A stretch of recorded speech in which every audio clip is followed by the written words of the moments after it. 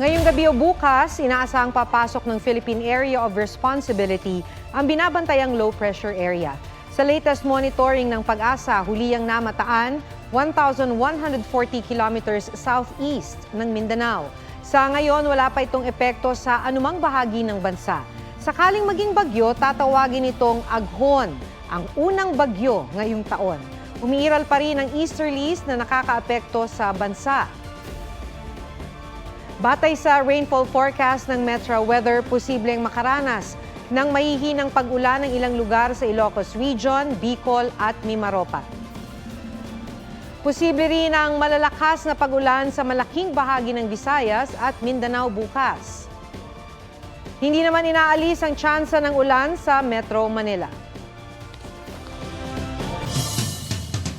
Huwag magpahuli sa mga balitang dapat ninyong malaman. Mag-subscribe sa GMA Integrated News sa YouTube. Sa mga kapuso abroad, subaybayan nyo kami sa GMA Pinoy TV at sa www.gmanews.tv.